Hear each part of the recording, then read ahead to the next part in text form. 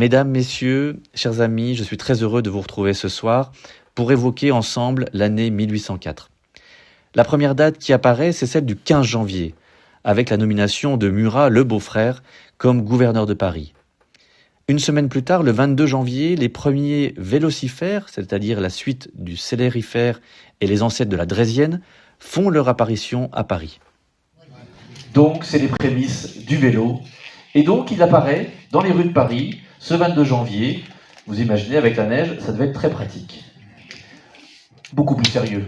En février 1804, c'est la marche à l'Empire qui commence à devenir inéluctable. Mais avant cela, il faut régler un autre problème, et non des moindres, le fameux moment où la conspiration de Cadoudal se met en place. Cadoudal, c'est un personnage que vous connaissez sans doute. Il dirige à la fois les Vendéens et les Chouans, dans un moment où cette opposition est quasiment mise sous le boisseau, puisque, d'une certaine manière, Bonaparte a tenté par tous les moyens de redonner à la Vendée son autorité et surtout cette fameuse petite église qui va durer très longtemps. Et il l'a fait avec, à la manœuvre, un personnage très important, cette fois-ci, l'abbé Bernier, qui va devenir ensuite évêque d'Orléans et qui est un homme de confiance qui comprend justement que ce particularisme vendéen, il faut peut-être faire en sorte que ça se passe beaucoup mieux. S'il y avait eu un Bonaparte 10 ans plus tôt, mais avec des signes, vous savez ce que je veux dire. En attendant, Cadoudal continue quand même d'actionner et d'activer les réseaux chouans et vendéens. À la manœuvre, évidemment, derrière le commanditaire, c'est forcément le futur roi, le comte de Provence, et surtout son propre frère, le futur Charles X, qui tente par tous les moyens de remettre le pied sur le sol français. Donc on fait une conspiration contre Bonaparte. On va tristement d'ailleurs commémorer, donc demain, vous le savez, des attentats terroristes, le 13 novembre. Et bien ils ont débuté, ces attentats terroristes, en particulier par l'attentat qui avait eu lieu rue Saint-Nicaise. Et à la manœuvre, il y avait aussi déjà tous ces gens dont on va parler. Donc, Cadoudal essaie d'attenter à la vie de Bonaparte de nouveau, on est en 1804, et dans les hommes qui vont lui apporter leur concours, il y en a deux, j'en ai cité déjà un tout à l'heure, il y a le général Moreau, qui se dit, j'ai laissé Bonaparte faire, mais ça fait 4 ans, peut-être que ça pourrait être mon tour. Mais il ne le fait pas de manière honnête et droite, il conspire avec notamment un autre général, Pichegru, et ces 3 hommes, Pichegru, Cadoudal et Moreau, donc sont impliqués dans cette conspiration qui ne va pas durer longtemps, mais qui est quand même assez compliquée. Dès le 15 février, Moreau est arrêté. Et assez rapidement, il va avouer ce qui s'est passé. Nous sommes donc le 15 février, le 27, c'est Pichegru, il est rue Chabanais, et il va être conduit au temple, c'est le 27 février. Et pour ce qui concerne les autres complices, eh bien, Cadoudal, lui, qui fait partie de cette conspiration, essaie de s'enfuir. En attendant, on va arrêter Jules de Polignac et le marquis de Rivière, qui font partie également de la conspiration. Et pour ce qui concerne Armand de Polignac, ça va être la veille. Quant à Georges Cadoudal, il va fuir, un peu comme nos amis qui ont fait le casse du Louvre. On va attendre un petit moment avant de les récupérer. Mais pour Cadoudal, ça va être fait le 9 mars 1804. Il est arrêté rue Monsieur-le-Prince. Le 10, pendant que l'opération d'arrestation vient enfin de s'arrêter, le 10 mars, les 3 consuls, je vous les cite, vous les connaissez, Bonaparte, je vous en ai parlé. Ils sont 2 autres à ses côtés, Cambacérès, qui deviendra sous l'Empire l'archichancelier, et puis Lebrun, homme lige, qui connaît bien les affaires économiques et qui deviendra archi-trésorier sous l'Empire. Lebrun et Cambacérès et Bonaparte se réunissent avec 2 autres personnages que vous connaissez, Fouché, le ministre de la police, et pour cause, il est aux affaires à cette époque, et puis il a du pain sur la planche, et Talleyrand, qui est toujours là, dans les bons comme dans les mauvais coups. Et surtout, le grand juge Régnier, parce que, justement, cette affaire gêne un petit peu, quand même, aux entournures. Ce sont des généraux importants. On ne parle pas de personnages qui sont secondaires dans cette opération. Moreau, c'est quand même le vainqueur de Hohenlinden. Moreau, c'est le personnage qui a un prestige dans l'armée important. Et surtout, c'est lui qui a dirigé, notamment, les armées sur les bords du Rhin.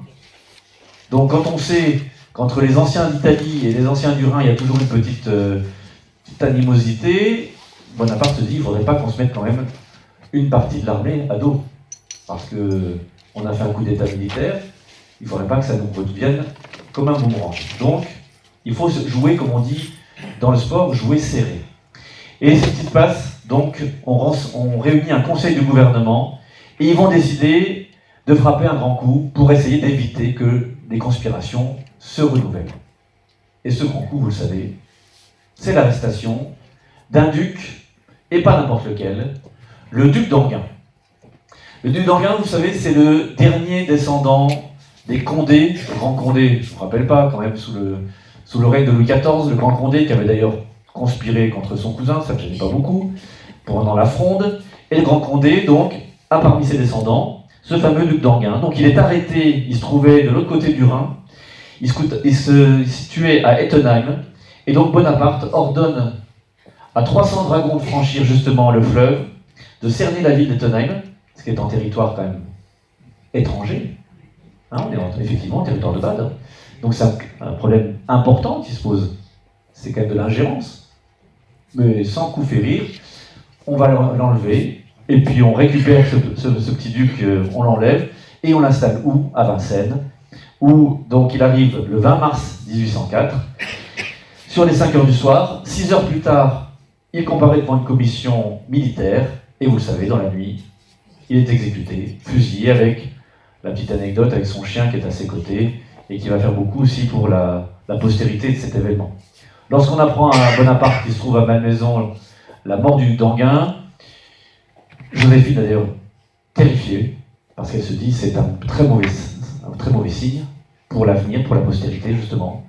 Elle dit mais comment se fait-il qu'on en soit arrivé là?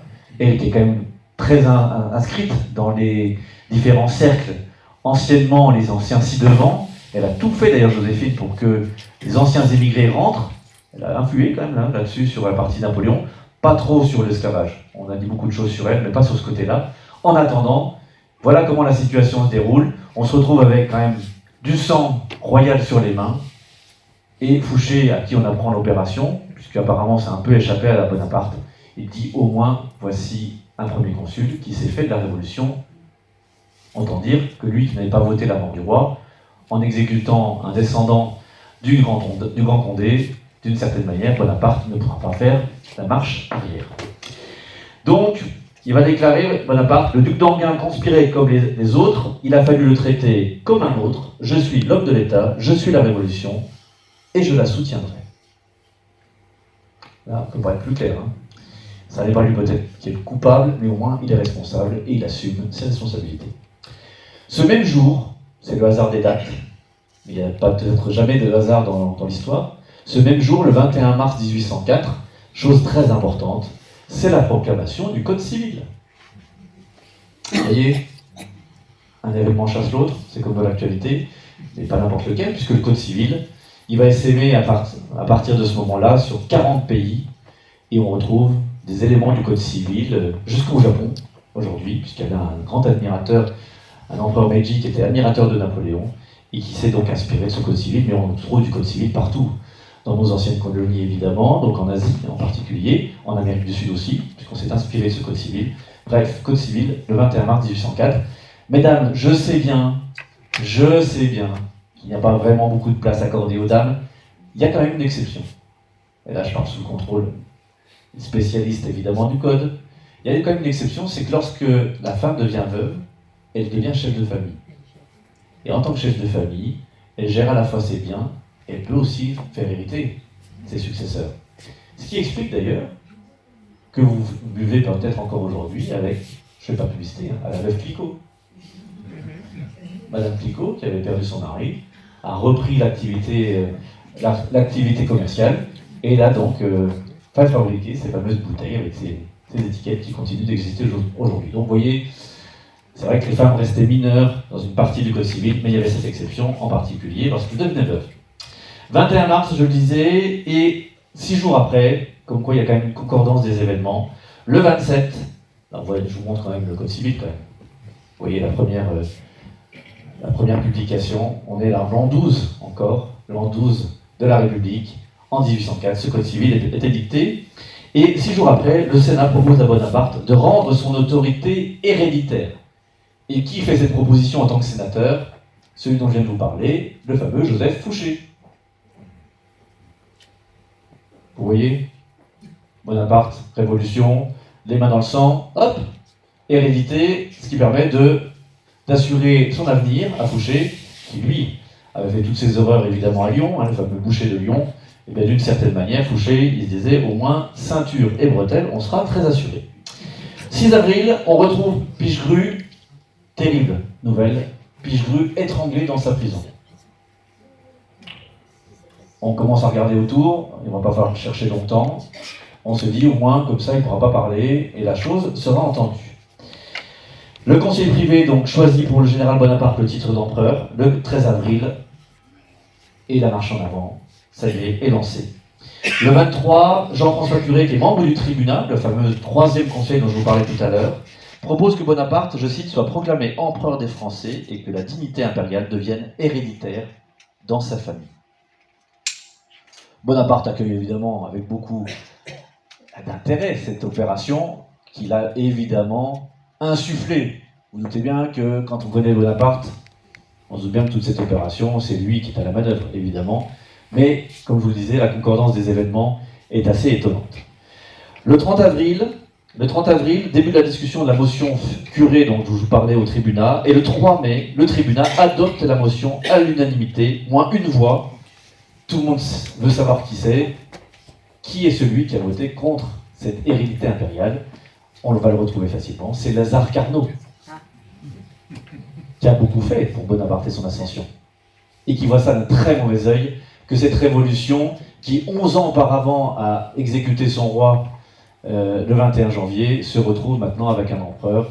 Tout ça est quand même assez étrange. Alors on a beau lui dire que c'est le titre impérial, que tout ça fait fleur bon l'histoire de l'Antiquité romaine, mais la pilule ne passe pas chez Lazare Carnot, et il assume évidemment son vote. Et le 10 mai, quelques jours avant la proclamation officielle dont je vais vous parler tout à l'heure, eh bien le 10 mai, Napoléon, puisqu'on commence à parler de Napoléon, ça y est, on y arrive, Napoléon annonce qu'il a fait son invitation officielle au pape Pie XVI. Alors on lui dit, mais pourquoi? Pour faire une cérémonie officielle. Mais vous n'êtes pas encore empereur. Bah oui, mais il faut prendre les devants. On en parlait avec Jean-Claude en arrivant. Il faut anticiper. Gouverner, c'est prévoir. C'est la phrase de Napoléon. Eh bien, il va gouverner, et il a prévu. Et donc, le pape est invité à venir. Alors, l'invitation officielle, il va falloir attendre un petit moment, parce qu'on ne sait pas quelle date on va choisir. Dans l'esprit de Bonaparte, il faut une date symbolique. Je vous ai rappelé qu'il a pris le pouvoir le 10 novembre, le lendemain du 18 Brumaire, le 10 novembre 1799. Alors il dit, vous me trouvez le premier dimanche le plus proche du 10 novembre, et on invite le pape à venir. Sauf que les échanges qui vont se faire avec les différents cardinaux, en particulier le cardinal Consalvi, qui dirige le Sacré Collège à Rome, Consalvi leur dit, mais non, ce n'est pas possible. Napoléon va vous dire, impossible n'est pas français, il le dira plus tard. En attendant, on lui dit non. Le 1er novembre, ce sont les cérémonies, on vient de les fêter encore là, cérémonie de la Toussaint, et puis le lendemain, c'est la fête des morts, le pape ne peut pas être absent de Rome, décemment. Donc le temps qu'il fasse le voyage, il ne va pas prendre Air France, vous vous doutez bien, le temps qu'il fasse le voyage, qu'il traverse les Alpes, ça ne pourra être qu'à la fin du mois de novembre, au début du mois de décembre. Donc, Napoléon dit, écoutez, ce sera soit le dernier week-end, enfin le dernier dimanche de novembre, soit le 1er de décembre. Et vous connaissez la date, c'est comme pour Jeanne d'Arc et le Titanic, on sait comment ça se termine. En attendant, donc, le pape est informé, et le 2 juillet, alors que tout est en train de s'installer, le 2 juillet, Napoléon va mettre en place justement tout cet élément. On revient un petit peu pour le mois de mai.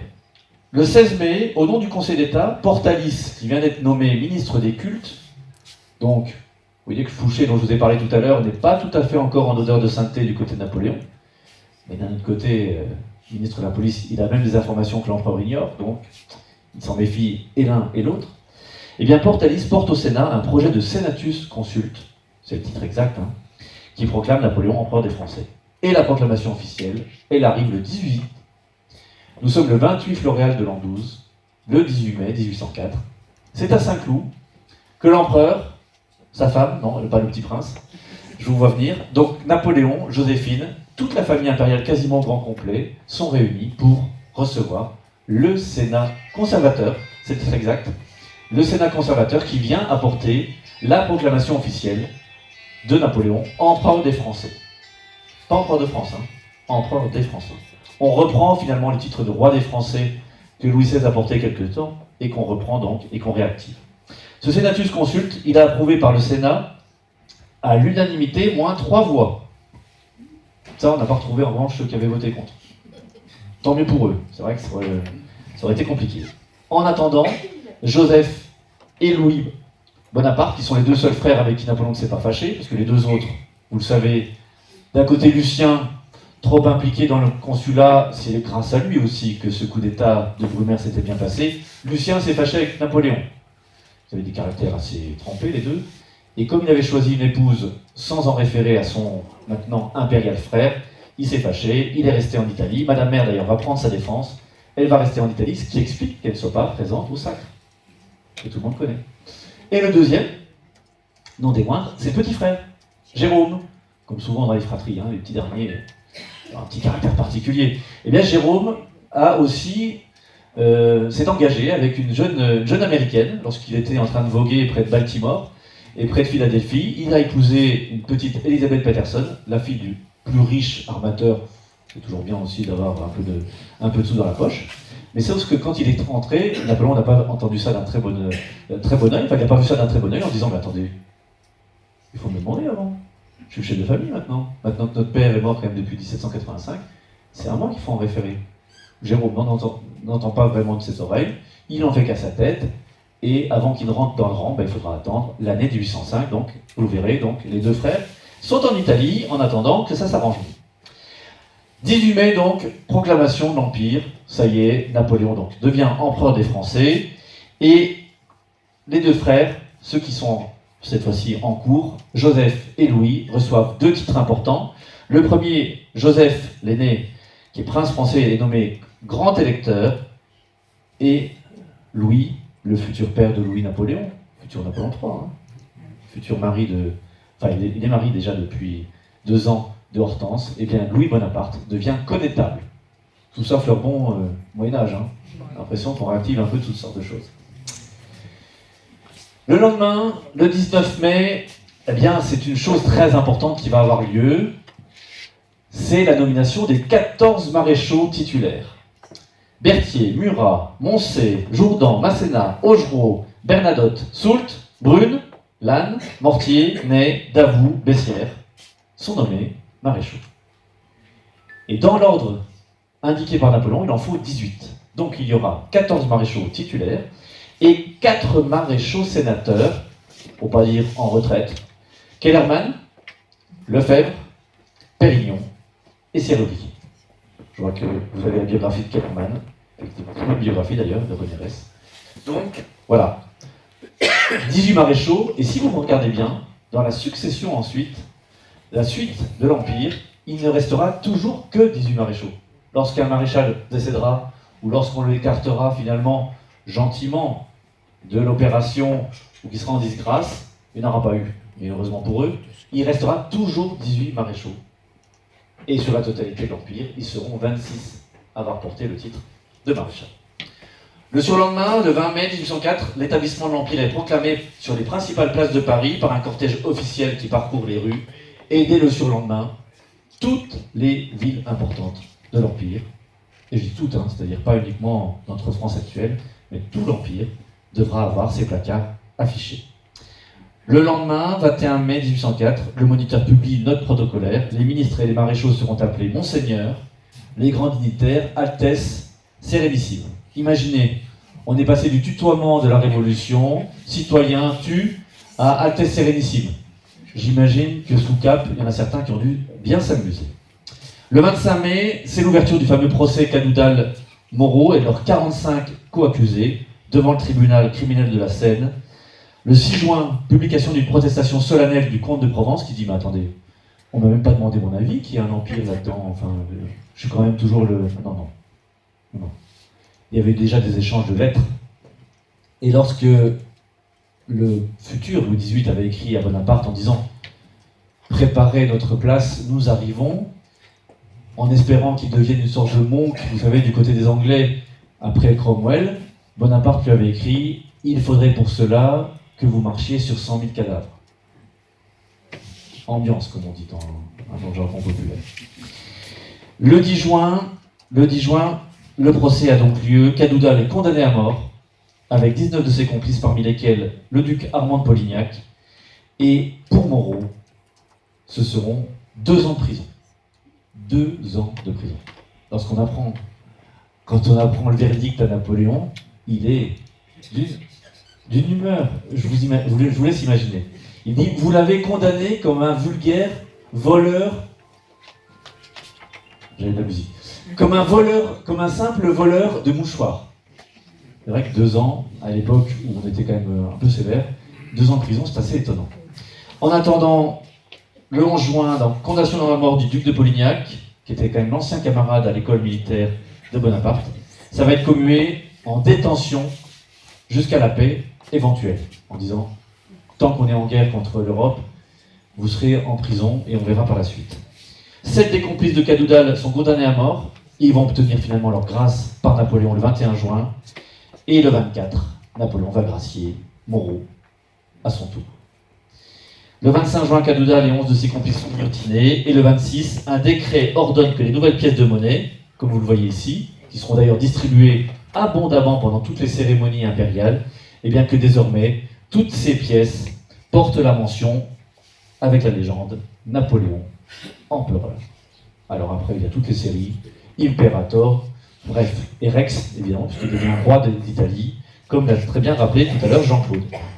Le 2 juillet, je vous en ai parlé tout à l'heure, le 2 juillet, on avait commencé à réfléchir à des choses importantes, on a pris le temps, le 2 juillet, c'est la première Légion d'honneur. Et là, vous me dites, ah non, ceux qui connaissent, la première distribution des Légions d'honneur, c'est le 15 juillet. Napoléon a voulu faire une exception. Et ça, je vais peut-être vous apprendre une chose. Il va envoyer la première Légion d'honneur, par la poste de l'époque, il va l'envoyer à un amiral, et pas n'importe lequel, Latouche-Tréville. Et Latouche-Tréville, qui a combattu un autre amiral que vous connaissez tous, Nelson, quand il a vu que Latouche-Tréville avait réussi quand même à repousser Nelson et être vainqueur d'une bataille navale, il s'est dit, ah là, on en a un bon, et on va le garder.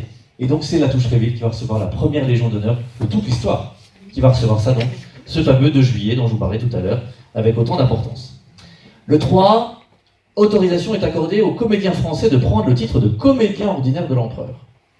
Le 8, l'empereur vient officiellement de Saint-Cloud à Paris pour y recevoir les nouvelles lettres de créance des diplomates étrangers. Il va recevoir tout ce qui compte en tant qu'ambassadeur, dans ce qui compte parce qu'on a changé de régime. Donc les lettres de créance n'ont plus de valeur, il faut recevoir tout ce petit monde, ils vont défiler les uns derrière les autres. Et vous imaginez le nombre d'ambassadeurs et de représentants qui sont ici comme plénipotentiaires.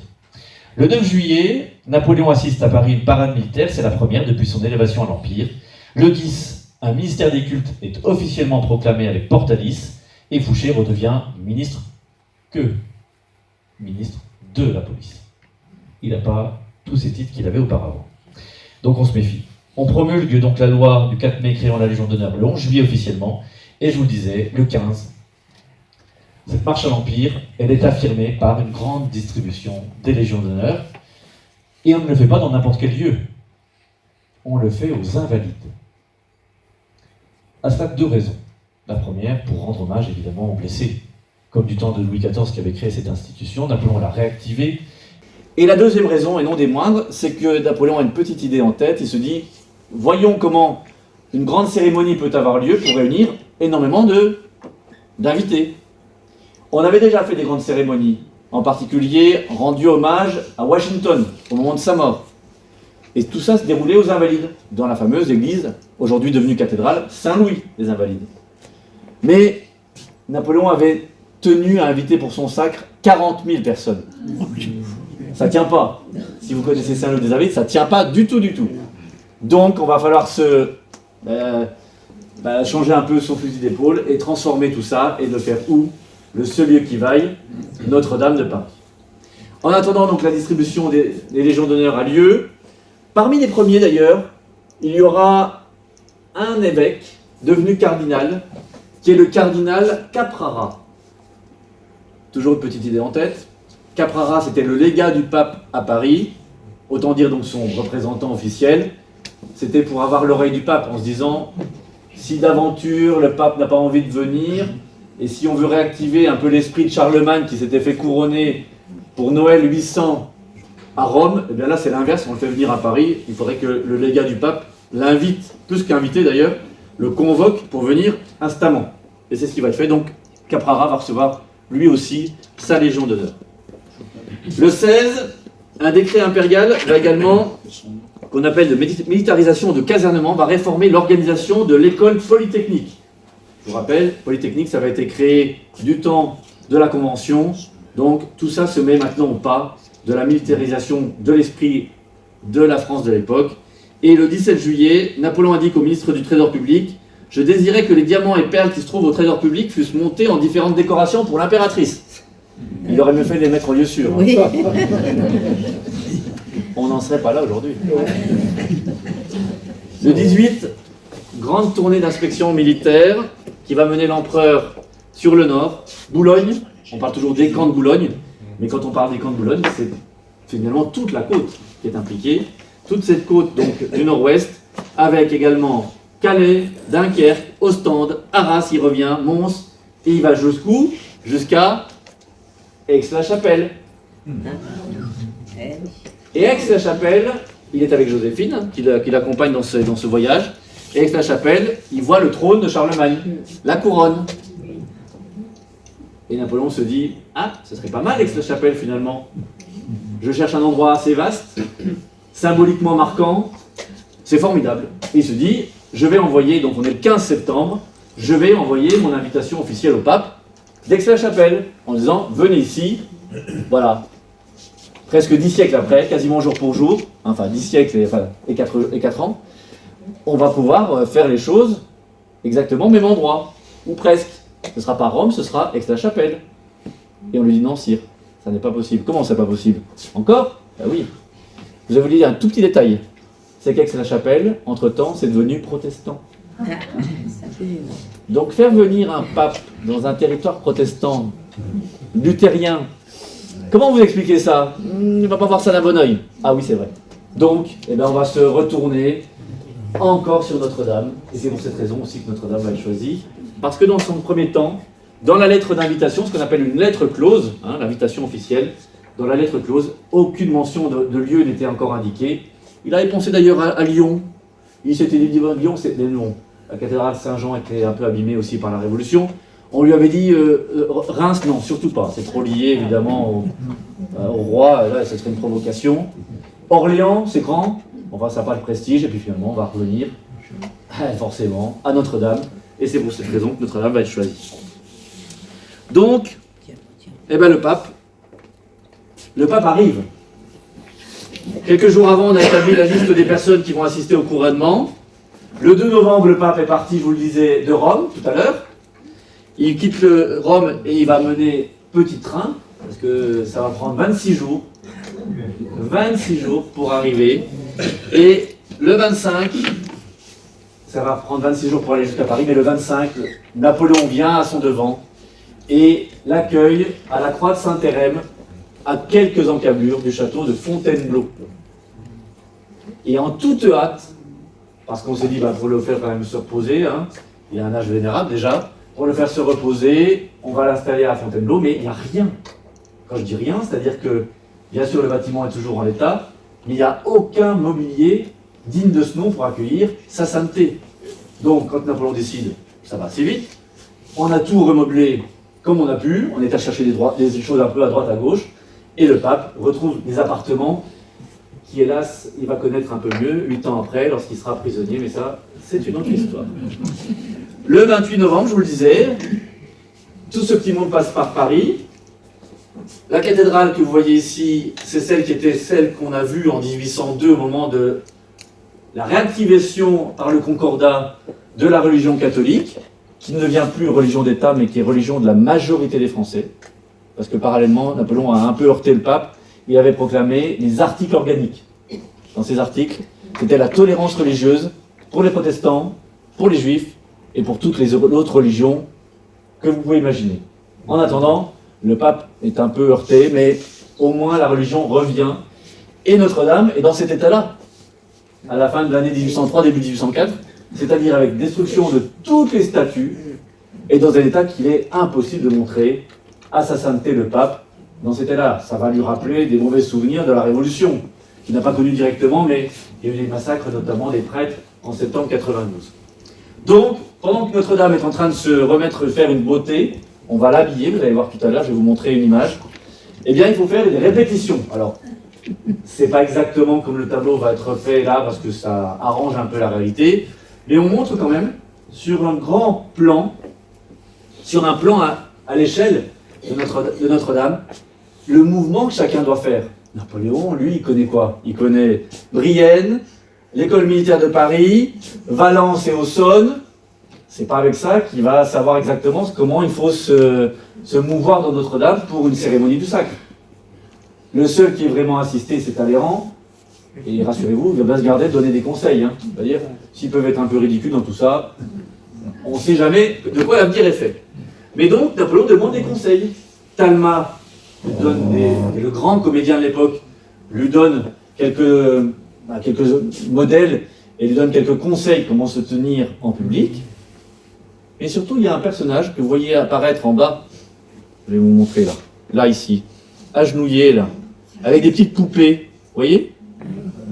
Ben, ce personnage, c'est Jean-Baptiste Isabey. Isabey, c'était le miniaturiste et directeur du cabinet de dessin. Et Isabey a eu une idée formidable. Il a dit, on va faire des petites poupées qu'on va habiller à l'identique, des tenues qui vont être portées pendant cette cérémonie. Et sur le plan, on va vous montrer exactement ce que vous devez faire quand vous allez arriver à midi et demi, à 1h, à 13h30, etc., etc. Et c'est ainsi que, avec cette petite subtilité et cette belle inventivité, eh bien, Isabey va montrer à la fois au pape, alors ça ne s'est pas exactement passé comme ça, mais c'est comme ça que tout le monde va répéter, va leur montrer à Joséphine, à Napoléon, au pape et à tout ce petit monde comment justement cette cérémonie va se dérouler. La veille, 1er décembre 1804, Napoléon proclame les résultats officiels du plébiscite. On ne parle pas de référendum, mais c'est exactement la même chose. Et à l'époque, c'est très commode. Vous ne passez pas dans l'isoloir, vous mettez juste oui, non avec une croix, et vous signez en face, vous mettez votre nom, quand vous savez écrire. Autant dire que si vous votez non, vous connaissez votre adresse, votre nom. Très commode aussi, c'est des opposants. C'est un résultat, j'allais presque dire, de général mexicain. Ah bah oui, quand même. Parce que l'empereur, lorsqu'il proclame, lorsqu'il proclame les résultats, on en arrive à 3 572 329 oui et 2 579 non. D'autant que lorsque les régiments votent, vous avez le droit de vote à l'époque, ça ne va pas durer. Ils votent, on leur dit, vous êtes d'accord? Oui, ok. Ça fait déjà tout ce petit nombre, et donc on les ajoute les uns derrière les autres, ça va faire du monde, évidemment pour la série. On en arrive donc le 1er décembre, proclamation des résultats, avec tout ce petit monde qui se réunit aux Tuileries, et le soir, tout le monde est prêt, on a les grandes tenues, on s'apprête à faire la grande cérémonie du sacre. Et Joséphine est une babine. Elle n'a pas été mariée religieusement avec Napoléon. Elle fait passer le message au pape en se disant, tiens, si j'avais un petit mariage religieux en plus, c'est jamais d'aventure, si jamais ce monsieur, maintenant que je commence à vieillir, veut m'écarter, comme je ne peux pas en plus lui donner d'enfants, je ne peux pas avoir d'héritier, au moins avec un mariage religieux, ce sera peut-être plus difficile de divorcer. Et donc, la caricature va s'emparer de cette opération, caricature anglaise, parce que la scène n'a pas été dessinée ni représentée, mais le soir, la veille du sacre, eh bien Joséphine, qui est un joli bon point, vous aurez remarqué, Bonaparte, qui est encore plus petit que d'habitude, et puis Talleyrand et Berthier, qui font office de témoins, et bien tout le monde, avec justement, évidemment, le cardinal Fesch, parce que c'est pas le pape qui est officier, mais c'est apparemment le cardinal Fesch qu'on représente comme ça, et bien tout ce petit monde se retrouve dans la chapelle des Tuileries pour donc procéder en toute hâte à un mariage religieux pour que l'honneur soit sauf. Parce que le pape avait dit, je ne couronnerai pas une impératrice qui n'est pas mariée religieusement. Le matin du 2 décembre, voilà Notre-Dame, telle qu'elle est habillée, On a caché vraiment les destructions. Et c'est les architectes décorateurs Charles Percier et Pierre-François Léonard Fontaine qui ont œuvré, également avec beaucoup de rapidité. Les ouvriers ont travaillé jour et nuit, à la lueur des torches. C'était les 3-8 déjà à l'époque. Et ils ont travaillé pour refaire à la fois le pavage. Ils ont déplacé également l'hôtel-Dieu qui se trouvait dans l'autre côté. Enfin bref, c'est un travail de titan. Et tout ça en moins de 4 mois pour que tout soit prêt, le 2 décembre 1804. Napoléon et Joséphine donc vont entrer dans Notre-Dame. Je ne vous fais pas l'affront de vous raconter le tableau du sacre. Ce serait une cérémonie et une conférence à elle toute seule. Mais en attendant, lorsque la cérémonie se termine, Napoléon est enfin sur son trône, que vous pouvez voir aujourd'hui à Fontainebleau. Il prête le serment sur la Constitution. Nous sommes le 2 décembre 1804. Ça a duré 5 heures de cérémonie, par un froid glacial de -3 dehors. Et heureusement pour eux, ils ont trouvé une formidable invention, les petites chaufferettes, qu'on trouve maintenant encore, vous savez, sur les terrasses des cafés. Et bien, ces petites chaufferettes, elles ont été inventées où? En Angleterre. Donc, quand il y a eu la paix avec les Anglais, on a vu ce qui se faisait de l'autre côté de la Manche, on s'est dit, tiens, on va peut-être faire la même chose. Là, ça va être très utile pour les 40 000 invités qui, justement, sont venus à Notre-Dame. Napoléon donc prête serment. Il est donc installé. J'en reviens avec le tableau de 1 qu'on voyait tout à l'heure. Là maintenant, toujours par le même artiste, avec son grand habit du sacre, avec sa main de justice, son sceptre de Charlemagne, sa couronne de laurier. Il a un peu empesé, notre Napoléon. Lorsque les témoins l'apercevront dans son carrosse, certains diront que c'est une sorte de glace qui marchait. Et il y a le général Delmas qui avait eu ce bon mot, terrible d'ailleurs, qu'il avait évoqué au moment de la première messe du Concordat. Il avait dit « Tout ceci est une capucinade. Il faudrait faire revenir les 15 000 personnes qui sont mortes pour qu'on rétablisse tout ça. » Napoléon donc comprend que la tenue du sacre, c'est pas celle forcément qu'on aime. Il va la réutiliser 3 jours après pour distribuer les drapeaux, ce qu'on appelle la distribution des aigles, puisque les drapeaux, vous savez, étaient surmontés au niveau des hampes par des aigles impériales, ce sont des aigles féminines. Et un temps épouvantable, le tableau que David va faire, comme tout à l'heure, le sacre, David a reçu commande de 4 tableaux. Eh bien, ce tableau ne montre pas la réalité. Il a fait un froid incroyable, une neige terrible, ces petits drapeaux volaient dans tous les sens. On a fait ça en toute hâte, et Joséphine et toute cette cour habillée trop légèrement en a pris froid, et tout ce petit monde est rentré au bout d'une heure seulement de cérémonie. Donc c'était un fiasco terrible. En attendant, le tableau permet au moins de sauver les apparences. Le 16 décembre, et je vais terminer là-dessus, le 16 décembre, l'empereur et l'impératrice sont reçus en grande pompe à l'hôtel de ville de Paris. Rassurez-vous, ils ne sont pas venus en trottinette, il n'y avait pas des couloirs de bus, mais ils sont arrivés et bien l'hôtel de ville, paré de 1000 feux, on va donner un grand feu d'artifice. Et donc c'est cette représentation que David devait montrer, évidemment, parce que le 18 décembre, il reçoit le titre officiel de premier peintre de l'empereur. Et on lui commande 4 tableaux. Le premier, c'est celui-ci, qui va mettre 3 ans et demi à être fait.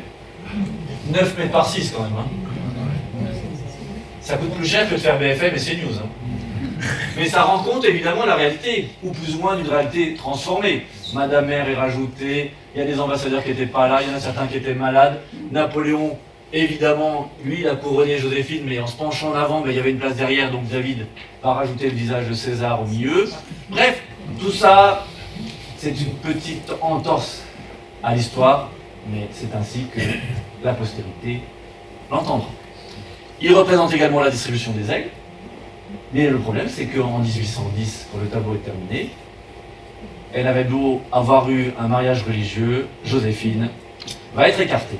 Mais attention, le code civil de 1804, on le rappelle à Napoléon, on lui dit, mais écoutez, s'il y a un problème, c'est que dans le code civil, il est indiqué que les hommes ne peuvent pas divorcer des dames qui ont dépassé l'âge de 45 ans.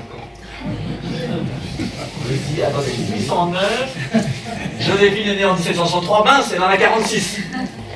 Donc il faut qu'elle renonce au mariage. Alors elle va se faire tirer l'oreille, évidemment. Il va falloir être gentil avec elle. Il va dire, bon écoutez, oui, je veux bien, mais alors il faudrait réviser. C'est bien l'Élysée, c'est un bel endroit. Je voudrais garder le château de Malmaison. Je voudrais bien un autre château, donc on va lui donner le château de Navarre. Puis il dit, bah écoutez, j'ai des petites dépenses de temps en temps. Donc on va regarder dans la liste civile et on va dire, bah 2 millions, ça vous va? Oui, ça va. Donc le couple impérial va se séparer, mais tout ça est lié à cette année 1804. David donc reçoit le titre de premier peintre de l'empereur. Il va faire que 2 tableaux sur les 4, puisque forcément, entre-temps, on ne va pas continuer de représenter l'impératrice. D'ailleurs, regardez, derrière Napoléon, elle devait être là. Mais comme on est en 1810 et qu'il y a une nouvelle impératrice, Marie-Louise, qui est arrivée, on va effacer et la place sera occupée par la jambe avancée de son propre fils, Eugène de Beauharnais. On en été quand même jusque-là. C'est quand même assez étonnant. Et donc, David, qui reçoit le titre de premier peintre de l'empereur, termine et clôt cette année 1804, qui est une marche à l'empire, marche à l'empereur, pour reprendre un titre d'un film que vous connaissez tous. Mais cette marche à l'empire, elle aura été compliquée. Pour faire une synthèse de ce que je viens de vous dire ce soir, des choses très importantes quand même dans cette année 1804. D'abord, des éléments importants qui mettent un terme à ce qu'on a appelé les fameuses masses de granit, c'est-à-dire ces réformes. Imaginez, sous le consulat, on a fait 90 réformes. Et sur l'ensemble de l'Empire et du consulat réunis, c'est 240. À une époque, on a du mal à faire en 6 mois une simple petite loi.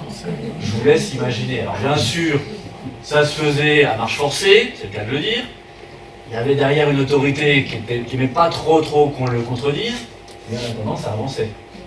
Je laisse ça à votre sagacité. 1804, c'est aussi un moment important. Napoléon a basculé. Le jeune officier en devenir qui était ici à Valence n'a plus grande chose à voir avec... Alors, bien sûr, il va garder son uniforme. Ça, au moins, il va se dire que le côté avec le manteau d'hermine et de velours, c'est un peu trop lourd. En attendant, la silhouette est en train de se construire. Napoléon se fait un destin. Et ce destin, vous savez, eh bien, l'année 1804, c'est le moment crucial. Regardez bien d'ailleurs, et je terminerai là-dessus. 11 ans avant, ils ont quitté les Bonaparte, la Corse, quasiment définitivement. On reviendra après l'Égypte, mais quasiment définitivement. Ils n'ont plus rien. Ils arrivent à s'installer à Marseille. Les jeunes filles Bonaparte sont obligées de reprendre des travaux de couture pour faire bouillir la marmite. Et Napoléon n'a pas d'affectation en 93. Et 11 ans après le sacre, 11 ans après cette marche à l'Empire, 1815, ça sent pas bon ça non plus. Donc 1815 c'est vraiment l'époque, l'année médiane.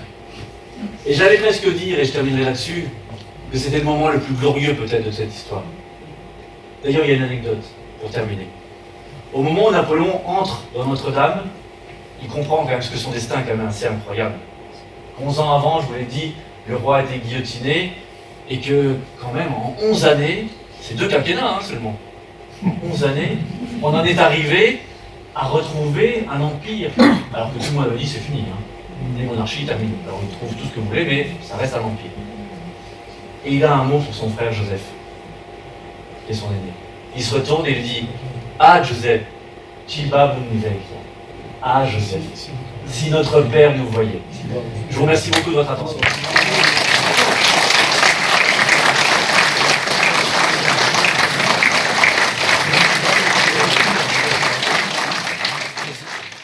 Il est invité un jour à l'émission Apostrophe. Vous connaissez.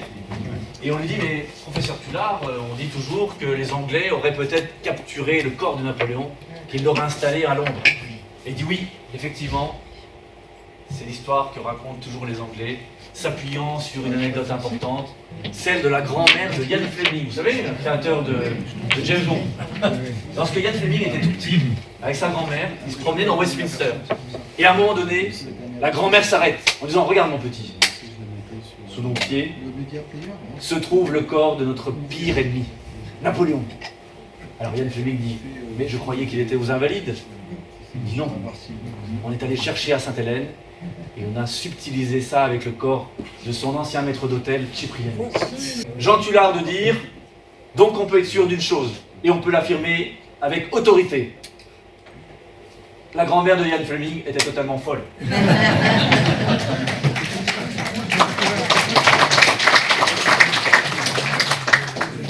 Dernière petite anecdote.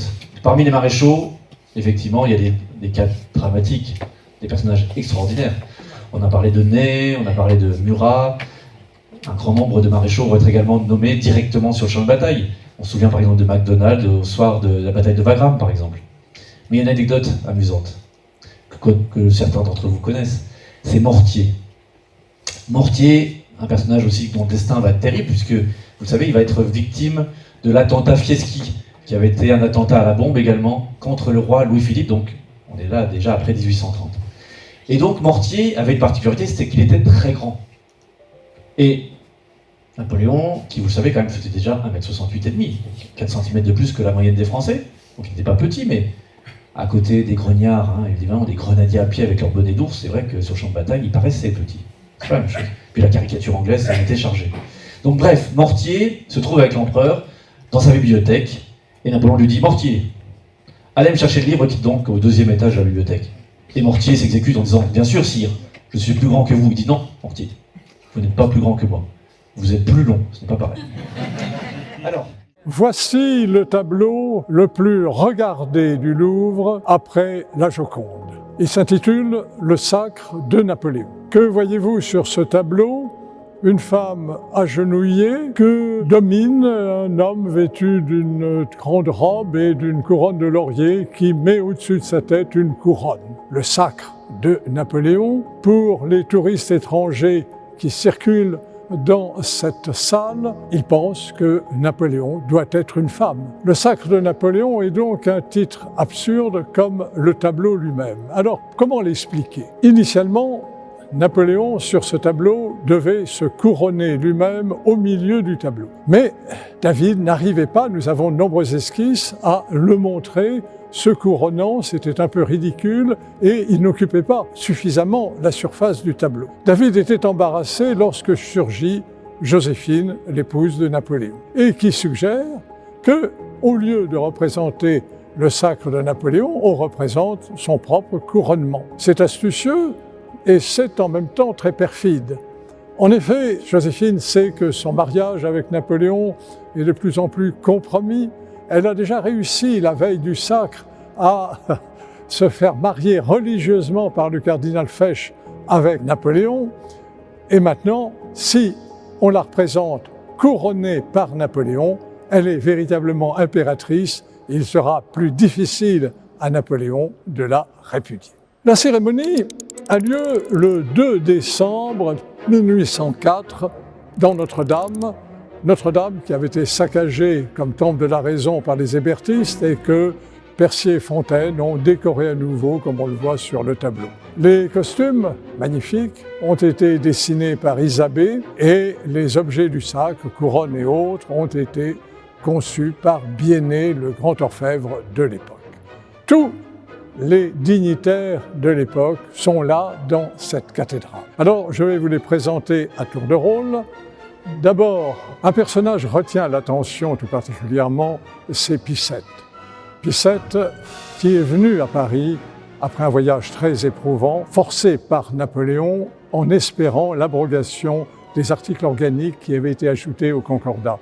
Il est là dans une ville révolutionnaire, déchristianisée, dans une société où il n'y a que des athées, il n'y a que des personnages qui ne croient pas en Dieu. Et on le voit, la mine triste, contraint, en espérant que peut-être un peu de la foi chrétienne surgira dans cette cérémonie glaciale à laquelle personne, sauf lui, ne croit en Dieu. Le pape qui tend la main pour bénir Joséphine, Napoléon avait exigé qu'il donne cette bénédiction alors que David initialement l'avait peint les mains sur le genou. Dans l'angle gauche, nous avons les deux frères de Napoléon, Louis d'une part et Joseph de l'autre. Lucien n'est pas là, Lucien a été écarté car il est brouillé avec Napoléon et Jérôme est absent. Ensuite, vous avez les trois sœurs de Napoléon, Élisa, Caroline et Pauline, puis ensuite, tenant la main d'un petit garçon, c'est Hortense, Hortense qui est la fille de Joséphine, et le petit garçon, c'est celui qui doit être logiquement l'héritier du trône impérial consacré. En haut dominant la masse des courtisans, vous apercevez un personnage empanaché, bizarre, c'est Duroc, l'aide de camp de Napoléon. Et dans l'angle là, c'est le cardinal du Bellois, l'archevêque de Paris, qui est donc chez lui, mais qui est ainsi relégué. Vous avez ensuite les maréchaux de Napoléon empanachés, et se détachant devant ces maréchaux, vous avez Murat lui-même qui porte les insignes de la couronne impériale. Puis au-dessus, Madame Mère. Madame Mère qui n'était pas là parce qu'elle s'était brouillée avec Napoléon en défendant Lucien, le frère exclu. Au-dessus de Madame Mère, c'est peint David. La mine réjouit, d'autant qu'il va toucher 100 000 francs pour ce tableau. Il a des raisons d'être particulièrement content. Et à côté de lui, il y a le musicien Grétry, même si la musique pour le sacre a été conçue par le Sueur. Ce personnage imposant, c'est le cardinal Caprara, nonce apostolique du pape. Les personnages qui sont là devant vous sont les archichanceliers et architrésoriers, Cambacérès et Lebrun. Et vous avez un personnage assez curieux, dont on voit la main qui dépasse avec un sabre. Il a une position qui n'est pas du tout celle des autres, qui est beaucoup plus guerrière. C'est Eugène de Beauharnais, le fils de Joséphine, et donc beau-fils de Napoléon. Quel est le sens de cette cérémonie? Il s'agit de fonder une nouvelle dynastie. La dynastie des Bourbons n'est plus représentée que par Louis XVIII, Podagre, qui est à l'étranger, où il s'est enfui, qui n'est reconnu que du bout des lèvres par les autres souverains, et en définitive, il n'a pas été sacré à Reims. Tandis que Napoléon, en se faisant sacrer à Notre-Dame, fonde une nouvelle dynastie, la dynastie des Bonaparte. Dynastie donc qui va régner désormais sur la France. C'est du moins le sens de cette cérémonie. En fait, nous le savons, ce sacre n'a pas correspondu à la fondation d'une nouvelle dynastie. En 1812, lorsqu'on annoncera la mort de Napoléon Fausse en Russie, personne ne songera au roi de Rome comme héritier de Napoléon. Et puis ensuite, en 1814 et en 1815, la dynastie Bonaparte s'effacera. Napoléon n'aura pas de successeur. C'est Louis XVIII, ce sont les Bourbons qui reviendront au premier plan. Donc une cérémonie qui, vous le voyez, dans un froid glacial, montre des personnages extrêmement figés, mais qui jouent le jeu. Qui jouent le jeu, sauf un. Regardez dans le côté droit ce personnage empanaché à la tenue rouge et le nez retroussé. C'est Talleyrand. Regardez-le de très près. Il sourit, alors que tous les autres sont graves, ennuyés, ont l'air de s'embêter. Lui, il sourit. Il a déjà assisté au sacre de Louis XVI. Et il assistera au sacre de Charles X. Et là, eh bien, il assiste à ce sacre auquel il ne croit pas. Cette cérémonie, à ses yeux, est inutile. Il n'y aura pas de dynastie des Bonaparte, il en est convaincu, il s'apprête d'ailleurs à les trahir. Et donc, la cérémonie se transforme en une mascarade, une capucinade, comme dira l'un des maréchaux qui sont là, et par conséquent, une cérémonie absurde, présentant le couronnement de Joséphine et non de Napoléon, et une cérémonie qui n'aura pas de suite. Et pourtant, ce tableau est le plus regardé au Louvre après la Joconde.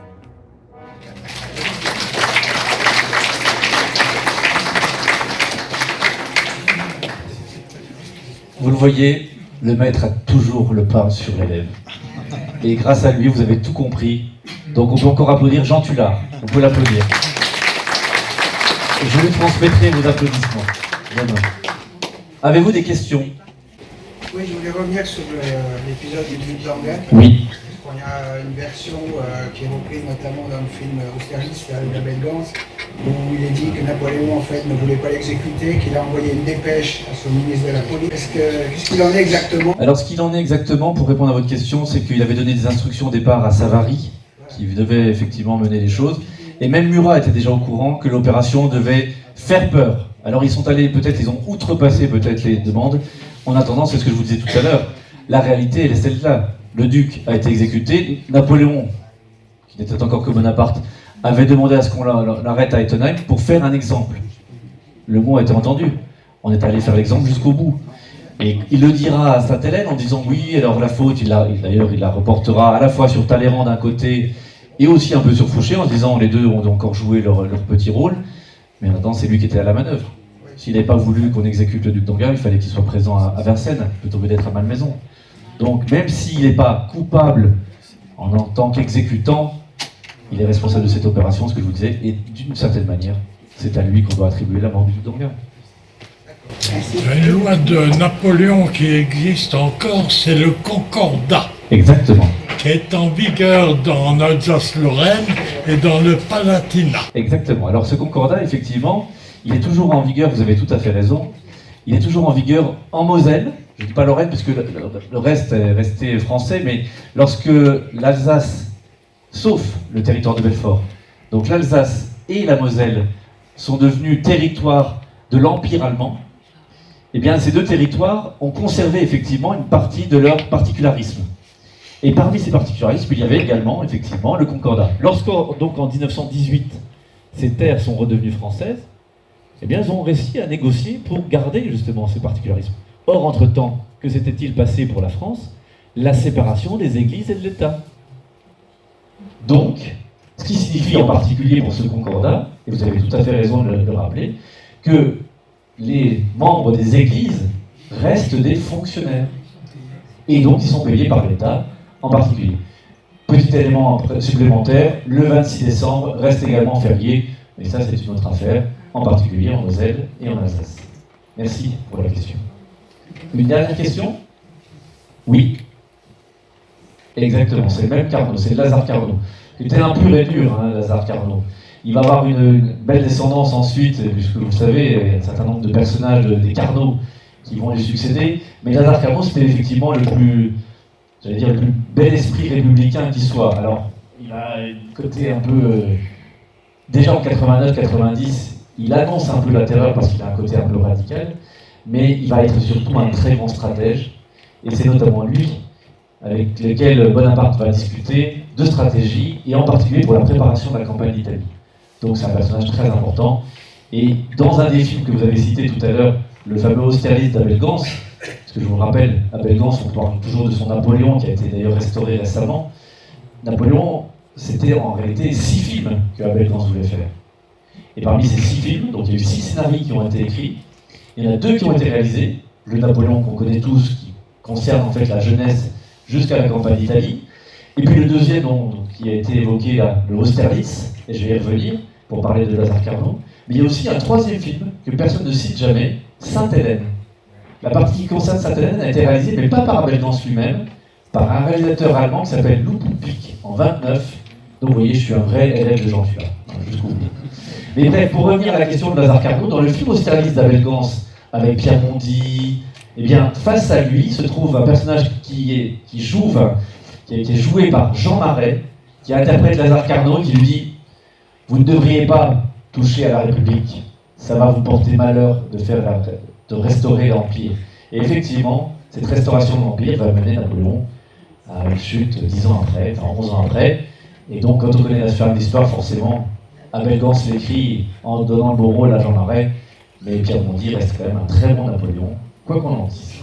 Et alors, dernière chose, oui, pour l'anecdote du film, ça va vous amuser. Jean Tullard me fait un coup sympathique, comme toujours.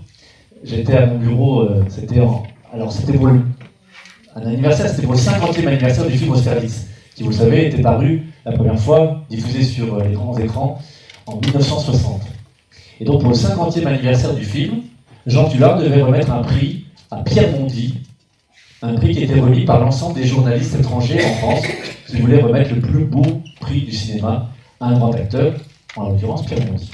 Donc tout le monde vient, et tout le cinéma français était réuni, et ça se passait à la Maison de la Radio, parmi lesquels il y avait notamment celle qui avait été la compagne d'Abel Gans, Nelly Kaplan.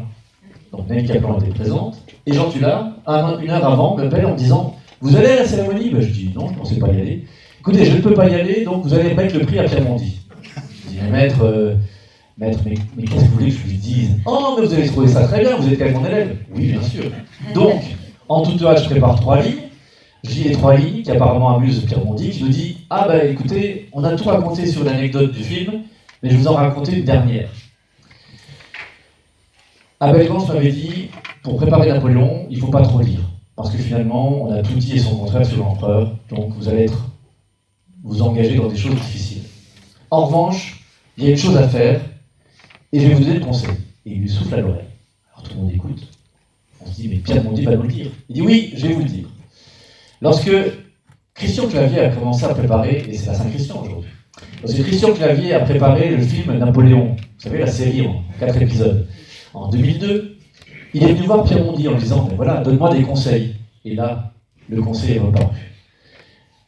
Il lui dit « Écoute, ce n'est pas compliqué. Tu vas faire comme Abel Gance m'avait dit. Tu vas faire une chose très simple. Tu vas mettre un bicorne sur la tête. Tu vas mettre ta main dans le gilet.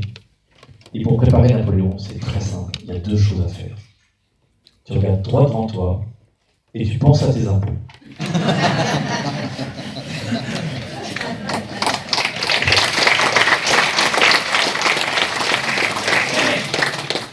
Avez-vous une dernière question? Parmi les maréchaux, Augereau n'a pas été très, disons, limpide avec l'empereur. Alors, c'est le moins qu'on puisse dire. Vous avez tout à fait raison. À cela, 2 raisons principales. Augereau était quand même celui qui avait récupéré, entre guillemets, le drapeau au Pont d'Arcole. Et Augereau avait eu les honneurs, notamment des gravures à l'époque. Napoléon, pour essayer, enfin il n'était encore que Bonaparte, pour essayer de rétablir un peu son prestige, parce que c'était lui qui était le général en chef, demande à ce que le peintre Gros le représente sur le passage du Pont d'Arcole pour reprendre un peu la postérité entre les mains. Donc Augereau et Bonaparte, déjà, il y a un petit différent du temps de la campagne d'Italie. La deuxième chose qui va brouiller les 2 hommes, c'est l'opération de Eylau, la bataille de Eylau en février 1807. Lorsque Napoléon lance la première grande attaque, c'est Augereau qui l'a conduit. Le problème, c'est qu'Augereau est malade depuis 3 jours. Et que ce 8 février 1807, là vous voyez, je redeviens sérieux là, tout de suite. Lorsqu'il lance cette fameuse attaque du 8 février 1807, eh bien Napoléon se rend compte qu'Augereau est malade, mais c'est le seul qui puisse lancer cette opération. Du moins, sauf si on lance la garde. Et Augereau, qui n'écoute que son courage, lance l'opération, mais se heurte justement aux troupes adverses russes, et va se heurter à 3 reprises avec la neige, le brouillard et tout ce qui s'ensuit. Donc, Augereau est laissé pour mort sur le champ de bataille, on va le récupérer, on va bien sûr le soigner, il va être rétabli, et c'est lui d'ailleurs qui, lorsque l'entrée des Français se fera ensuite dans les grandes villes, en particulier à Varsovie, c'est Augereau qui sera quand même dans les autres. Mais, entre Napoléon et Augereau, il va y avoir cette brouille à l'occasion. Qui va reprendre l'opération en main? Vous le savez, après cette lutte désespérée d'Augereau avec ses cavaliers, c'est Murat. Napoléon, à ce moment-là, se retourne vers son beau-frère en lui disant « Murat, vas-tu nous laisser dévorer par ces gens-là » Et Murat, n'écoutant que son courage, va réunir une grande partie de sa cavalerie, notamment sa cavalerie de réserve, et va lancer ce que l'historien Adolphe Thiers raconte en commettant 80 escadrons, ce qui est impossible à réunir, mais bon, peu importe. Et il va lancer ses troupes qui vont ensuite ouvrir des brèches contre les troupes russes, et ce sera la fameuse victoire d'Eylau, victoire à la Pyrrhus, vous le savez, puisque Eylau sera une boucherie terrible, qui sera également représentée par le même peintre que je vous citais tout à l'heure, Gros. Et pour répondre à votre question, voilà les 2 brouilles des 2 hommes. Augereau, qui était un républicain aussi convaincu, et qui avait aussi une haute opinion de son rôle, face à un Bonaparte qu'il avait considéré comme une bataille en 96. Et ça va se retrouver jusqu'en 1807, vous voyez. C'est donc ce 8 février 1807, un moment très important aussi entre les 2 hommes. Y a-t-il encore une dernière question? Jean-Claude, combien de morts? Combien de morts? 3 de morts. C'était Horrible. C'est la plus grosse bataille avant celle de Wagram, qui a peut-être été encore plus terrible. Et il y a les Troubourg qui a été l'opération. Mesdames et messieurs, je vous remercie beaucoup de votre attention. Merci à vous. Merci David. Je voulais évoquer aussi le nonce Caprara qui aussi est passé à plusieurs reprises à Valence. Ça fait partie de tous ces personnages que la préfecture de la Drôme méconnaît. Il n'y a pas de nom non plus, il n'y a pas de rien du tout sur Caprara non plus.